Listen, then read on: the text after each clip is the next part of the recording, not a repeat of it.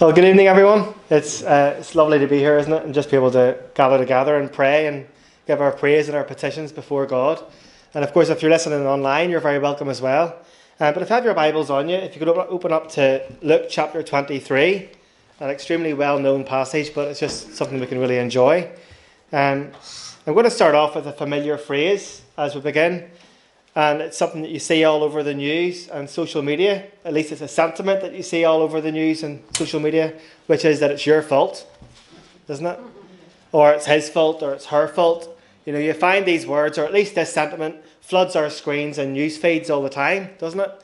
You know, in a world where something's always going wrong, and the blame game thrives, and it kind of reflects a sense of chaos, doesn't it? And a lack of control as well. And we can see that lack of control whenever we look at the agendas, for example, that are being played out at the Olympics this year especially, or the agendas that we see in movies and TV shows, or we look at our own government and we see a very divisive government, and the divisive decisions that are being made in the UK, and the radical abortion laws, or we look at the wars that are happening in Ukraine, and the wars in Israel and Gaza as well.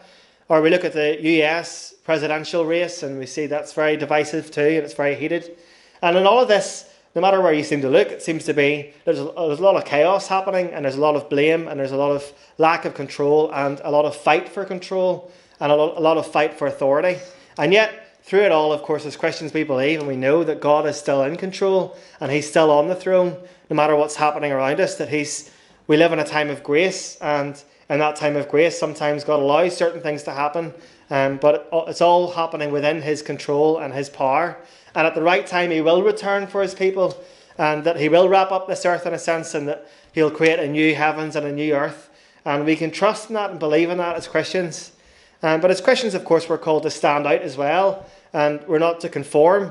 We're to be transformed, we're to be different to those around us, and not to be shouting and yelling at the screens and at those around us about different views, but actually that we're to be peaceable, and we're to be graceful, and we're to live as examples of hope as well, trusting in God's sovereignty, as we can read, for example, in Romans 12 verse 2.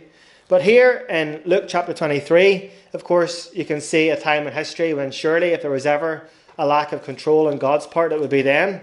You know, that's what people would think. Whenever you look at it, you see in Jesus' final moments, and you see what seems like God has lost control.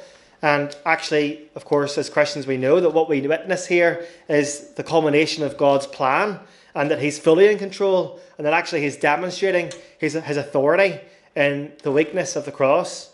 And of course, we reflect in the first half of this chapter today, but it kind of reminds me now, I have to say, this is a similar focus to a message I gave a few years ago on the second half of the chapter. So a few years back in the evening one time, I spoke in the second half of this chapter, and it was also about how God has authority and control. But actually here we can see in the first half, the same theme is played out, and it's looking to see how God's control and His power is on display in this passage. And of course, it's one that we know so well, and so we can tend to gloss over it. But it's been kind of afresh to me, and felt like it's new when I'm reading it and seeing the control and the power struggle at play, and seeing how God is still sovereign amidst it all, and how that speaks to us today.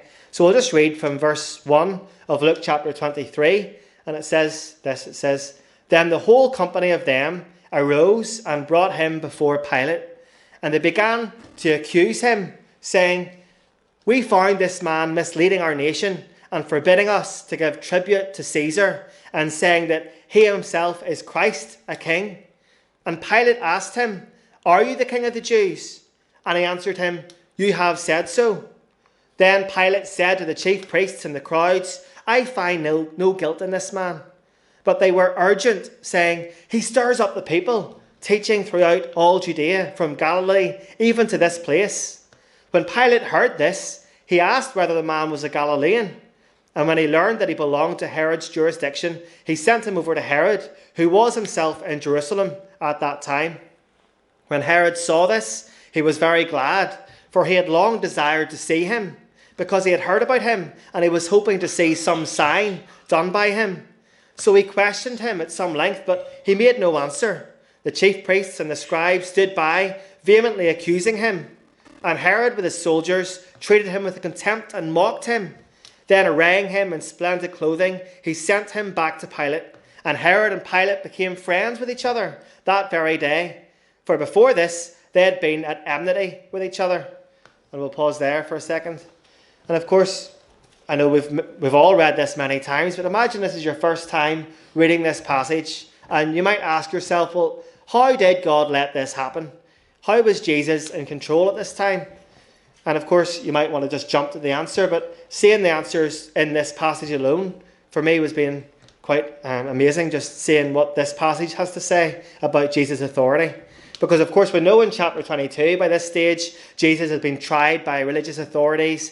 He's been taken to the high priest's house, been mocked, blindfolded, he's been struck, he's been beaten throughout the night. But now in this passage that we're reading together, Jesus is tried by men, and he's soon to be sentenced and crucified, and he's being tried by political authorities. And it seems like Jesus is not in control. And yet it was his power, or at least the fear of it, that fueled the hatred from both Jews and the Romans. And we can see everybody here is clawing for control. The Jews, they wanted to sentence Jesus to death, but they lacked the authority, and they had to submit to Roman rule, unable to convict him for blasphemy under the law. And the Jews, they needed Roman approval to sentence Jesus to death. And we can see that in verse 1 there. Then the whole company, they brought him all before Pilate. And so the natural question is, okay, well, it doesn't seem like the Jews have the control here because they're passing him over to Pilate. So is Pilate in control? After all, he's a Roman governor of Samaria and Judea. He had authority, but he didn't have authority over Galilee, where most of Jesus' ministry took place. And other historical letters outside of the Bible describe Pilate as inflexible and obstinate and cruel. So perhaps the Jews were thinking, happy days, he's bloodthirsty and he'll get the job done. But history tells us that Caesar had warned Pilate that his excessive killing would cost him his position. And so Pilate doesn't really have the control either, because he's extra reluctant to kill Jesus, aware of Caesar's authority over him. And so whenever Pilate discovers that Jesus is from Galilee, he thinks, great, I can send him off to Herod. So the next question you might ask as you're reading the passage is, well, maybe Herod's in control then. Maybe he's the one who's got the power. Would he sentence Jesus to death? And of course, Herod found the idea of Jesus as a leader completely laughable. So much so that he had his men mock Jesus and he sent him back to Pilate. And of course, if we read on from verse 13, it says that Pilate then called together the chief priests and the rulers and the people and said to them, you brought me this man as one who was misleading the people, and after examining him before you, behold, I did not find this man guilty of any of your charges against him. Neither did Herod, for he sent him back to us. Look, nothing deserving death has been done by him. I will therefore punish and release him. But they all cried out together, away with this man, and release to us Barabbas, a man who had been thrown into prison for an insurrection started in the city and for murder. Pilate addressed them once more, desiring to release Jesus, but they kept shouting, crucify him, crucify him. A third time he said to them, why? What evil has he done? I have found in him no guilt deserving death. I will therefore punish and release him. But they were urgent, demanding with loud cries that he should be crucified, and their voices prevailed. So Pilate decided that their demand should be granted. He released the man who had been thrown into prison for insurrection and murder, for whom they asked, but he delivered Jesus over to their will. And so in this passage, we see that, of course, Jesus is returned over to Pilate's authority. So you wonder, okay, well, we're back to the authority of Pilate. But Pilate, he tells the Jewish leaders that both he and Herod have found Jesus not guilty. So surely this is a chance for him to stamp his authority and say, so we're not going to punish him. But for the third time, of course, we see that Pilate actually declares Jesus as innocent. But the crazy part, of course, is that he declares Jesus as innocent, and yet he says, I will punish and release him, which is kind of crazy, isn't it, when you think about it? And like that's not normal. He offers this solution twice, actually. It's not logical at all, is it? What kind of court operates in this way? But actually, we can see then that what Pilate's doing by saying that is that he's caving under the pressure and therefore the authority of the Jewish people. So it looks like the Jews really have the upper hand here. because he's caving under the pressure and he's saying, I'll punish him and release him. And he's trying to appease their anger. And of course, it gets even crazier than that, because the priests, they reject Pilate's verdict and they want Jesus crucified. So is this where Pilate's going to take the reins again? I mean, no, it's not what happens at all, is it? And actually, this is the crazy thing too. The Jews are showing blatant disrespect to Roman authorities. And at the same time, they're accusing Jesus of showing disrespect to Roman authorities.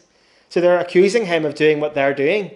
They're saying he's showing disrespect to Roman authorities, but they are disrespecting Roman authorities by not listening to what Pilate is saying or what Herod has said. And it's ironic because they're accusing Jesus of treason, the very crime that they are committing by trying to overrule the political authorities at the very same time. I mean, you talk about a power struggle and clawing for control. And of course, what's more, the accusations are blatantly false, as we can see anyway, because they accuse Jesus of forbidding tribute to Caesar. But of course, just a few chapters earlier, Jesus had said, give to Caesar what is Caesar's, and to God what is God's. And in that moment, he was calling his disciples to be the very best citizens they can be. He was telling them to respect their authorities.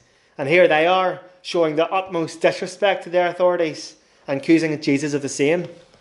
And what's more, they want to release Barabbas, who's a political activist, who actually did try to overthrow the Roman authorities and who had committed murder. So if they really cared about authorities at all, they wouldn't be asking for him to be released. And of course, at this moment in the narrative, we can ask and say, well, who is it in this passage now that seems to have the ultimate authority?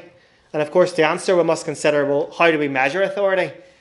And surely one of the ways we measure authority is by the ability to have your will done, to be in charge of what happens next. So if we look at the repetition in the passage, that highlights this theme. Verse 23, they, that's the Jewish people, they were urgent, demanding with loud cries. And we read, their voices prevailed. Their demand should be granted. And in verse 25, for whom they asked, delivering Jesus over to their will. So it's their will, the will of the Jews. So the innocent condemned, the guilty set free. And so you think to yourself, well, who has the ultimate authority? It seems like it's the Jewish rulers. Surely they're getting what they want. They're getting Jesus condemned to death. But of course, that's not quite the case either, because without knowing it, these leaders were actually playing into the hands of the one who truly holds the ultimate authority.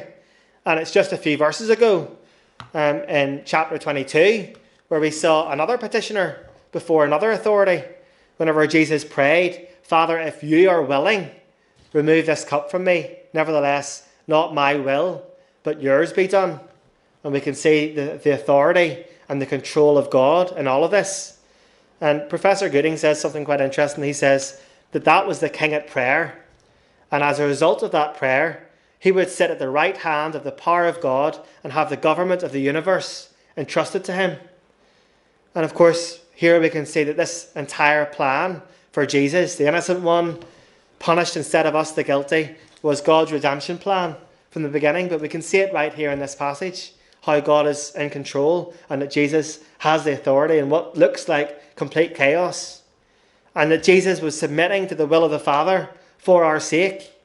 And so, of course, was Jesus in control? Of course he was, and we can say hallelujah for that God is in control and that God had foreordained all of this. And yes, the people did act voluntarily, as we saw there, but actually they only end up doing what God has foreordained to happen in the first place, which even shows God's power on an even greater scale, that no matter what we do with our own wills, we can't act outside of God's power and his authority and control. And so we can say that he is in charge. And because of that, we bring that to today, and we look at all the chaos around us, and we can say, well, you know what? We can bring our petitions to the King and our prayers to him. He has risen again. He's on the throne. And as we read in Revelation 1, 17 to 18, I love these verses. Fear not, for I am the first and the last and the living one. I died, and behold, I am alive forevermore, and I have the keys of death and Hades. So who's in charge here? Well, God has the ultimate authority. We can have confidence in him. Jesus is King. His plans do prevail today as it has done in all of history. God has the grip on all of history. And no matter the circumstances, he truly holds all authority. And we can hold fast to him, no matter what the media is telling us, no matter what's happening in your own circumstances and families, that we know that he's sovereign yesterday, today and forever. And so as we gather here on a Thursday night coming to pray to God, we can bring our prayers and petitions and praise before him, knowing that he hears us, knowing that he's on the throne and that he does have the control and the power and authority, and that he loves us and he bends his ear and listens to those who call out to him. So let's just pray.